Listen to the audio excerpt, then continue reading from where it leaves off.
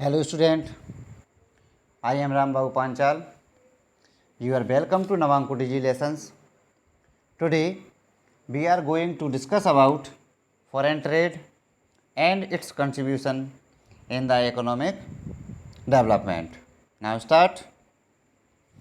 Foreign trades and its contribution in the economic development.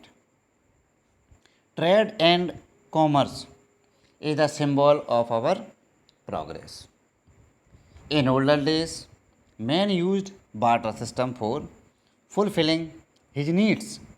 With the passage of time, his needs increased and consequently dependence on other also increased. जो trade and commerce है वह progress का symbol है। Olden days में man जो है barter system का use करता था। बार्टर सिस्टम का यूज करके अपने नीड्स को फुलफिलिंग करता था। बार्टर सिस्टम्स का मतलब होता है exchanges of goods in each other. एक दूसरे से वस्तुओं को आपस में ट्रांजैक्शन कर लेता था, एक्सचेंज कर लेता था। अर्लियर टाइम में इस टाइप का ट्रेड होता था, लेकिन जैसे जैसे टाइम निकला और इसका स्ट्रक्चर बदलता गया। Today no country is totally self dependent. यदि हम करंट पीरियड में देखें तो कोई भी कंट्री आपकी सेल्फ डिपेंड नहीं है। Therefore every country buys foreign goods and sells the domestic product to foreign countries. Her country other country से या तो कोई थिंग्स जो है परचेज करती है या उसको सेल करती है। This mutual exchange is called trade. और इसी एक्सचेंज सिस्टम को एक कंट्री का दूसरी कंट्री के साथ या वन पर्सन का अदर पर्सन के साथ ट्रेड कहलाता है और वन कंट्री का अनदर कंट्री से फॉरेन ट्रेड कहलाता है। Business between two or more countries is called international trade और foreign trades. And the purchase and sale carried out with other countries is called foreign trades. International trade has assumed great importance in present times. No country can progress without increasing its foreign trades. Current time में ये basic needs बन चुकी है, इसका importance है। यदि कोई country foreign trades में पार्टिसिपेट नहीं करेगी तो वह अपना इकोनॉमिक डेवलपमेंट नहीं कर पाएगी। In fact international trade off a country is the indicator of its economic progress. और उस कंट्री का इकोनॉमिक्स प्रोग्रेस का जो इंडिकेटर्स होता है वो फॉरेन ट्रेड्स होता है। That country is considered developed which has a sizable share per capita at the international level. Those countries whose per capita trade is less are considered economically backward. The contribution of foreign trade in the economic development can be enumerated as under. First,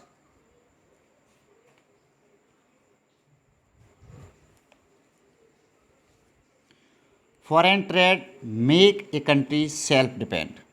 Those commodities which are not available in the country due to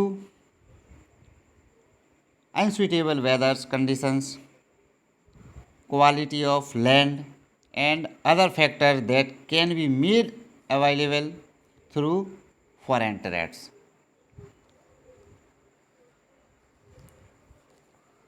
foreign trades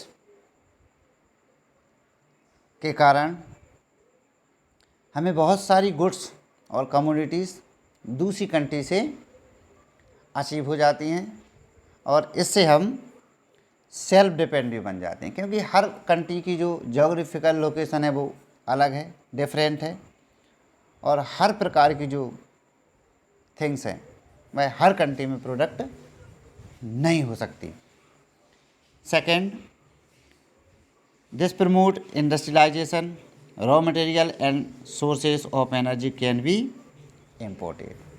इससे industrialisation को help मिलती है, बहुत सारा raw material हम foreign country से achieve कर सकते हैं या उनको सेंड कर सकते हैं।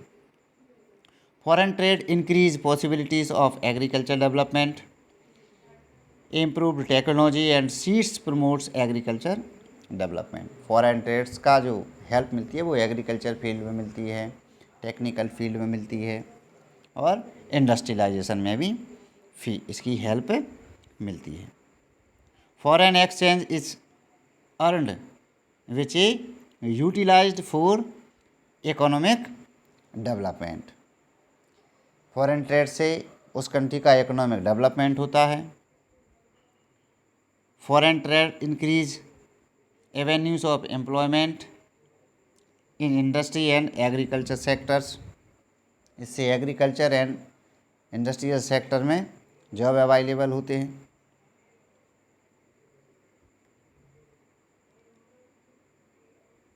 It enables consumers to see a variety of things. इससे उसको बहुत सारी वेराइटी मार्केट में देखने को मिलती हैं। And improve their living standard, जिससे उसका जीवन स्तर सुधरता है। It is possible to provide immediate relief to victims of flood, famines, epidemics, earthquake etc.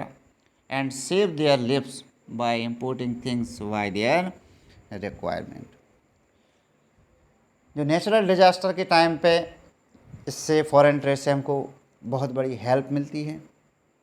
जो गुड्स और कमोडिटीज़ होती हैं उनका डिस्ट्रीब्यूशन ईजिली हो जाता है, उनकी डिमांड्स को फुलफ़िल किया जा सकता है। Inflation can be control. जो प्राइस की इंक्रीज होने की प्रॉब्लम्स हैं उसको भी कंट्रोल किया जा सकता है। Dividing the labours can be promoted which is an indicators of economic development. इस प्रकार से कहा जा सकता है कि इकोनॉमिक डेवलपमेंट का ये इंडिकेटर्स है। फैक्टर्स अफेक्टिंग इंटरनेशनल ट्रेड्स, ये इम्पोर्टेंट है।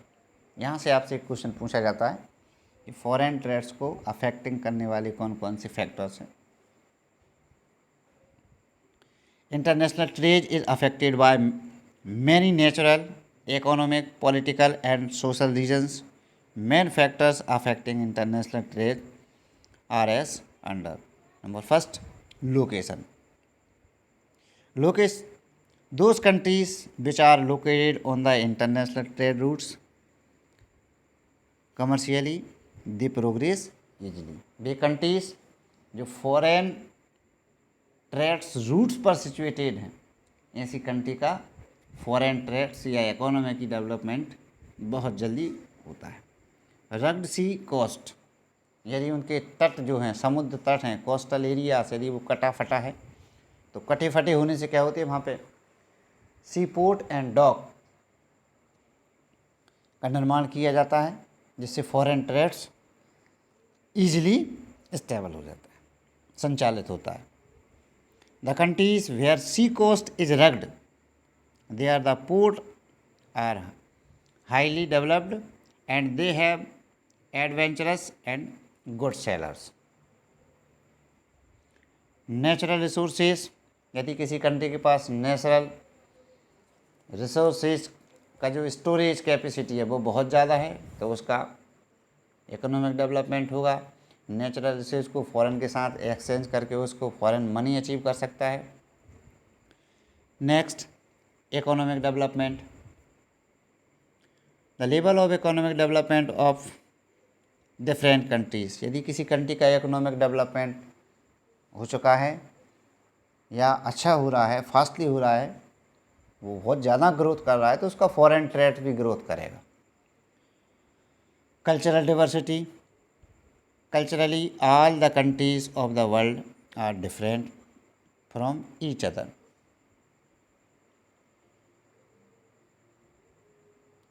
पूरे वर्ल्ड की कंट्री के जो कल्चरल एक्टिविटीज़ हैं वो अलग हैं। एक कंट्री का कल्चरल एक्टिविटीज़ और another country cultural activities same ना होने से उनका फॉरेन ट्रेड्स प्रभावित होता है, अफेक्टेड होता है।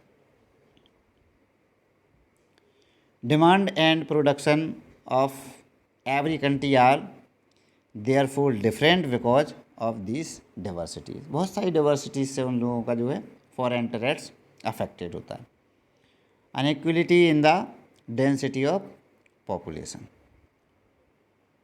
जनसंख्या में भिन्नता। तो यदि किसी कंट्री के पास उसकी जो पॉपुलेशन का नंबर है वो ज़्यादा है तो उसका जो रिक्वायरमेंट है वो ज़्यादा होगी। यदि उसकी कंट्री की जो पॉपुलेशन का नंबर है वो कम रहेगा तो उसकी रिक्वायरमेंट कम रहती है। तो फॉरेन ट्रेड्स को अफेक्टेड करने का ये भी एक बहुत बड़ा रीज़न है कि जिस कंट्री के पास ज़्यादा पॉपुलेशन है उस कंट्री के साथ लगभग वर्ल्ड के लोग ट्रेड करने के लिए रेडी रहते हैं, और क्योंकि वहाँ पर डिमांड ज़्यादा रहती है। Development of means of transport and communication, यदि उस कंट्री में ट्रांसपोर्टेशन की फैसिलिटीज़ है, कम्युनिकेशन की फैसिलिटीज़ है, तो कोई भी फॉरेन कंपनी वहाँ पर स्टेबल होना लाइक करेगी, वहाँ पर अपने गुड्स की सप्लाई करना स्टार्ट करेगी। यदि उस कंट्री में ये फैसिलिटीज़ अवेलेबल नहीं है तो कोई भी फॉरेन कंपनीज़ वहाँ पर जाना पसंद नहीं करेगी।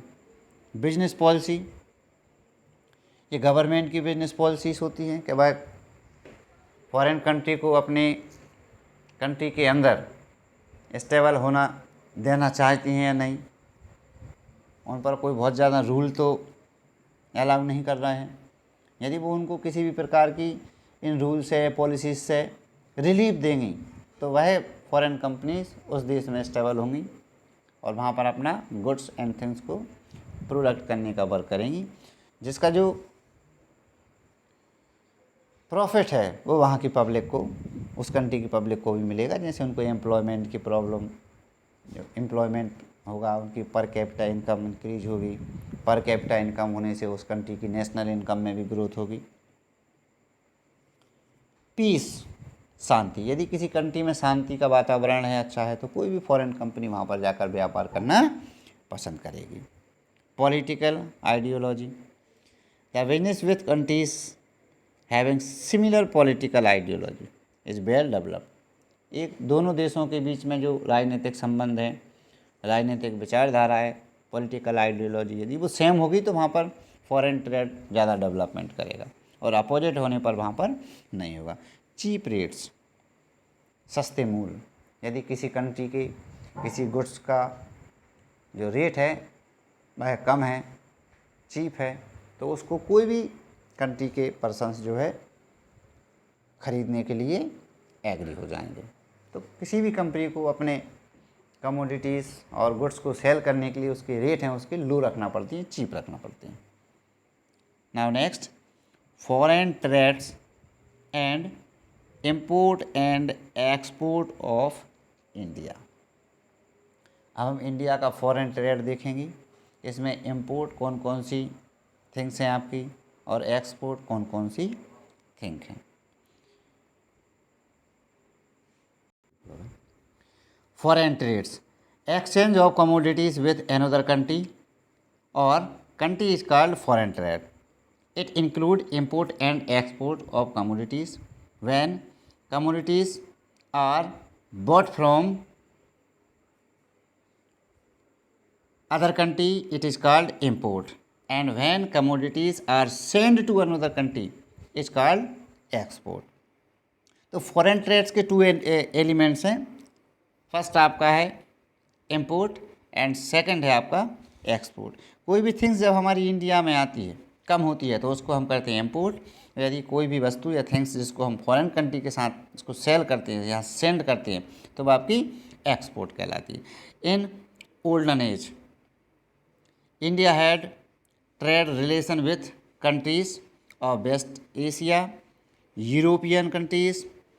The special features of India's foreign trades has been surplus export. तो जो एंशियंट टाइम में या ओल्डन एज में हमारी जो फॉरेन टैक्स पॉलिसी थी वो अच्छी थी, हमारी कंडीशन बहुत अच्छी थी, हम सरप्लस एक्सपोर्ट करते, बहुत ज़्यादा यहाँ से एक्सपोर्ट करते थे।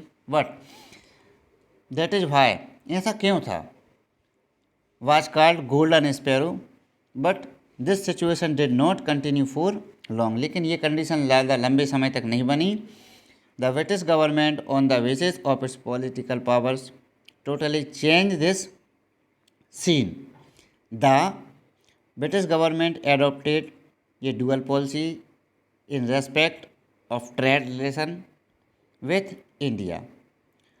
Accordingly, goods made in England were imported in India without any restrictions and import of India goods in England was discouraged. लेकिन इंग्लैंड के यहाँ पर आने के बाद उन्होंने डुअल पॉलिसी अपनाई कि इंडिया में जो भी गुड्स आता था उस पर कोई ज़्यादा रेस्ट्रिक्शन नहीं था, लेकिन इंडिया से जो जाता था उस पर बहुत सारे बैन थे, टैक्सेस थे, जिसके कारण हमारा जो रिलेशन जो फॉरेन ट्रेड्स में इंपोर्ट और एक्सपोर्ट का जो नंबर था वह इम्बैलेंस हो गया। This policy not only harm the Indian industries, इस पॉलिसी ने न केवल इंडियन इंडस्ट्रीज़ को बर्बाद किया, but it made Indian economic as a means of serve the British act, और ब्रिटिश शासन की नीतियों ने यहाँ के फॉरेन ट्रेड को नष्ट कर दिया, इंडस्ट्रीज़ को नष्ट कर दिया, इकोनॉमिक डेवलपमेंट को भी नष्ट कर दिया। Till the attainment of independence India's foreign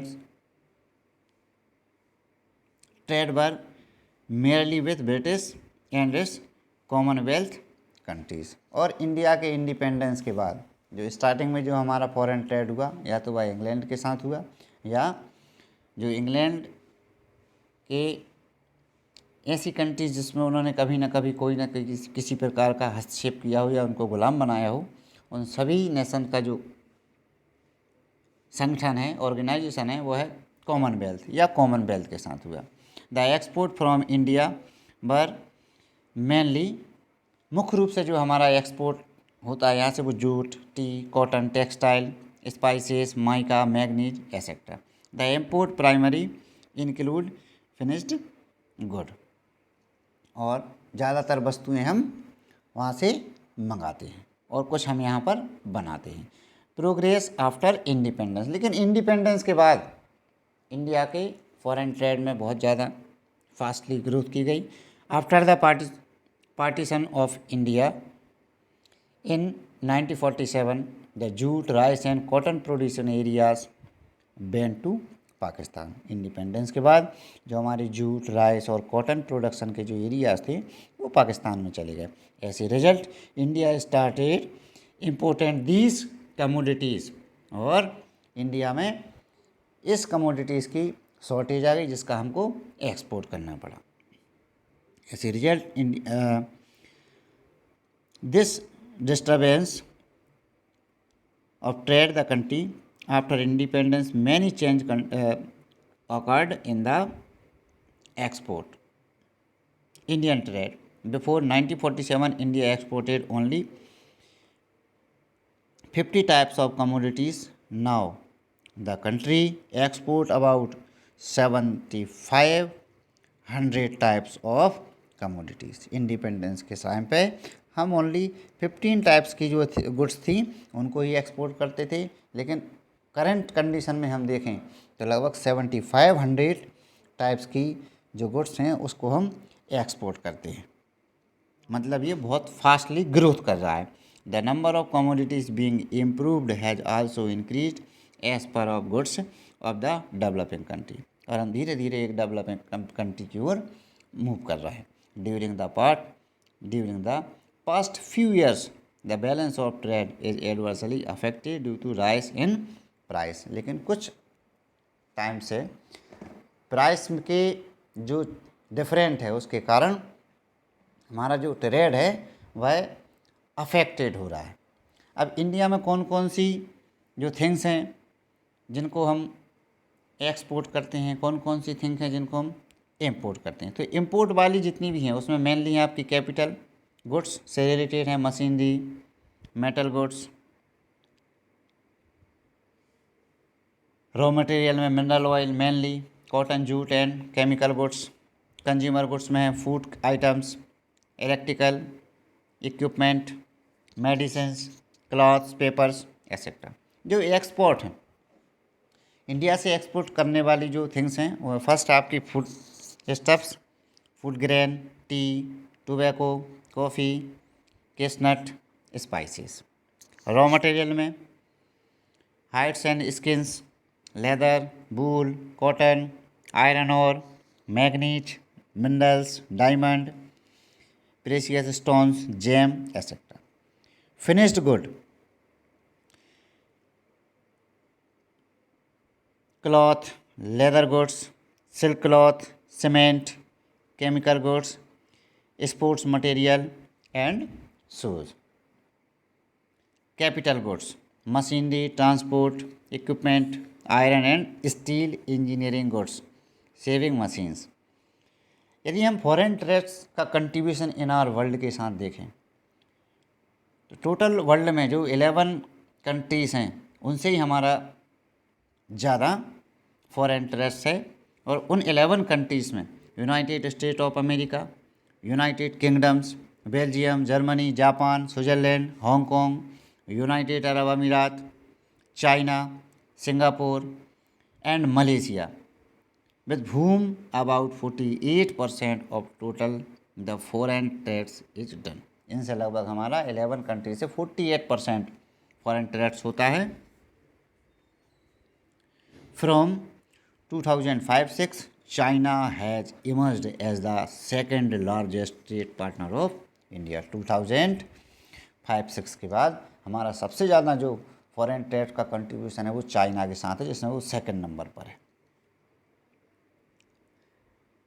This increase in the trade with China is because of export of alloy metals, import of machinery, chemicals, etc.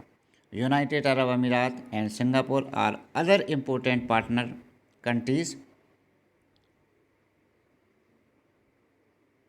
Singapore export precious stones, minerals, mineral oils, ships and boats and other machines to India and improve electrical machinery, biochemicals, books, newspaper and manuscript, aeroplanes and satellites from India।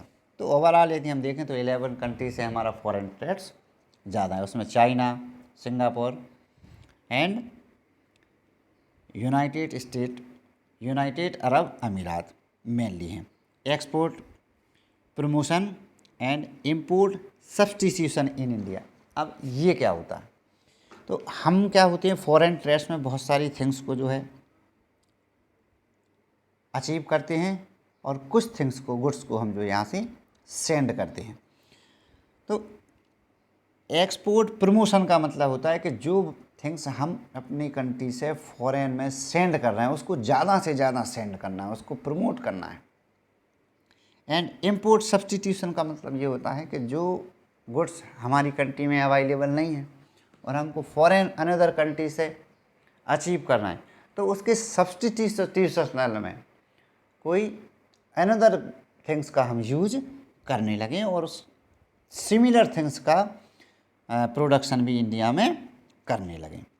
Export promotion under this old and new exporters are encouraged to export more and more goods। कि जो हमारे प्रोडक्टर्स हैं जो बहुत सारी things का production करते हैं उनको प्रमोट करना।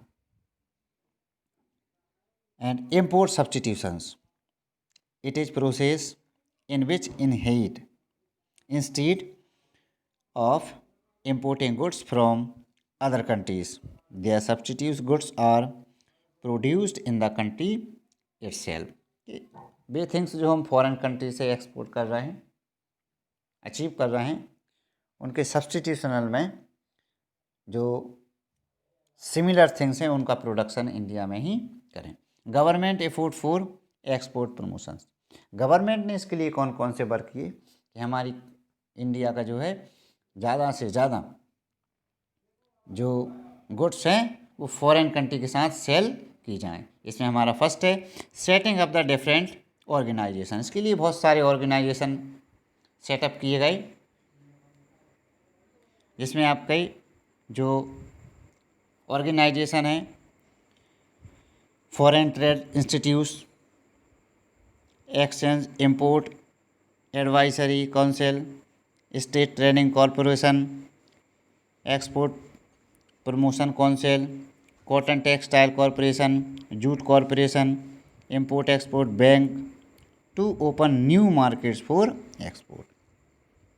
Second trade promotion institute, trade promotion institute stable किया गया to ensure coordination between different institution engage to export promotion and to provide necessary service to them. A trade development organisation has been set up, कि जितने भी हमारे organisation हैं उसको उसमें connection कराना, आपस में उनको कनेक्ट कर देना।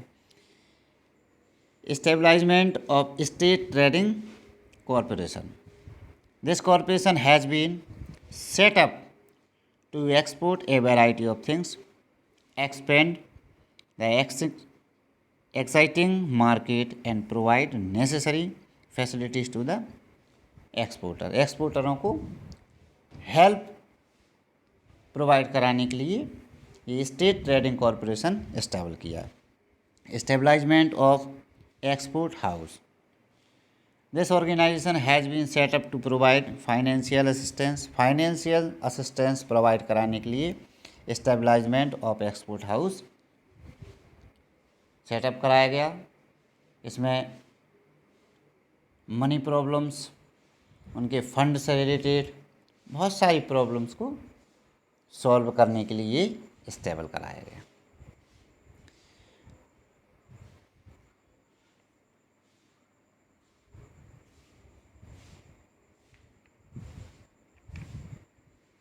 There are 7 export resources centres. जो रिसोर्सेज सेंटर्स हैं वो हैं आपके first Kandla, Santa Cruz, Kochi, Chennai, Noida, Falta, Visakhapatnam. Custom clearance facilities are available here. Indian import export bank, Indian import and export bank क्या करता है, ये this bank is been set up to promote imports and export. ये इम्पोर्ट और एक्सपोर्ट को क्या करता है, प्रमोट करता है। Green card to accelerate the pace of export and government had issued green card to institutions which are engage in 100% exporter. जो 100% export का वर्क करते हैं उनके लिए ग्रीन कार्ड फैसिलिटीज अवेलेबल कराई गई है। Liberal licence systems, liberal licence system जो हमारी पॉलिसी है वो 1992 में इस्टेबल की गई थी, और जिसके कारण जो है फॉरेन ट्रेड्स था उसकी पॉलिसी को इजी कर दिया गया था। Import substitution, Indian economy is the developing economy. Effort are being made to find out substitution of imported goods and reduce dependence on foreign countries।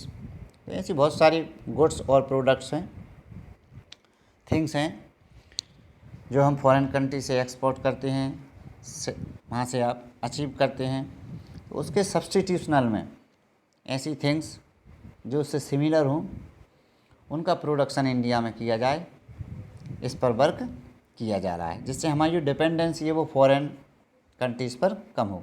This result in reduction of import bills and thus foreign exchange is saved. Industrialisation is encourage, employment opportunity are create, the unemployment is reduced, thus the country advance towards economic self defence. और इसका जो result होगा वो ये होगा कि हम self defence हो जाएंगे।